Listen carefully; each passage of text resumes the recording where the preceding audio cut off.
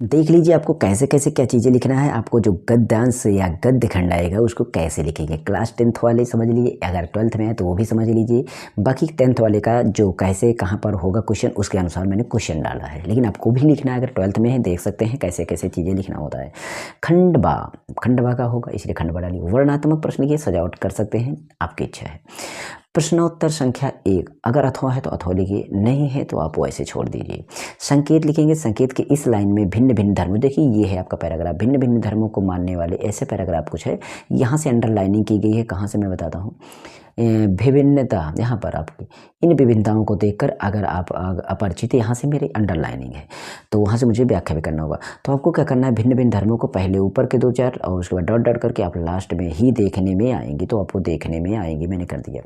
इस लाइन में मत लिखिएगा, इस लाइन में लिखिएगा, एक लाइन छोड़कर, जिससे आपका पेज थोड़ा जाए। आपको ये व्याख्या ना इधर से करीब शुरू करना है, उधर जाना है, उधर पेज में कम से कम यहाँ तक आना है, यानी एक पन्ना पूरा जाना चाहिए, एक पेज पूरा आप लिखेंगे, 2 पेज आपको पूरा आना है।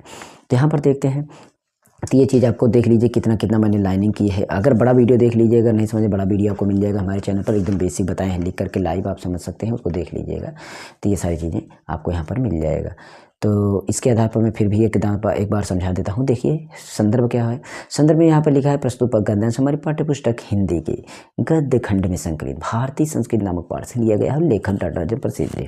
एक बात और करना है, इसमें अंडरलाइनिंग कर देना है, ये चीज़ें भी सिर्फ ध्यान देना है। रेखांकित अंश की व्याख्या की रही बात, तो रेखांकित अंशों के में आपको देखना है कि रेखांकित अंश आखिर है कौन सा। तो यहाँ से देख लीजिए, इन विभिन्नताओं को देख करके गिनती अंश करना है। तो आपको मैंने यहीं पर लिख दिया है, वही चीज़ लिख दिया है, लेकिन थोड़ा सा आपको घुमा के लिखना है। कैसे लिखना है यही चीज़ें आपको समझना है।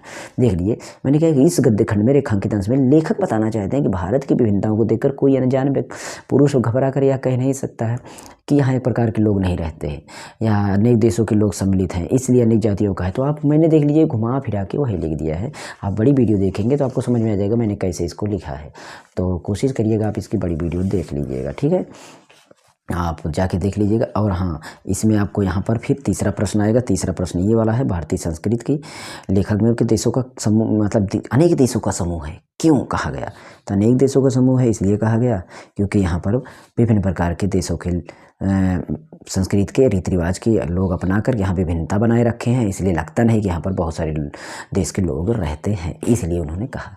तो बस यही था आपका, और नेक्स्ट वीडियो आपको मिलेगी अगली। तब तक के लिए जय हिंद।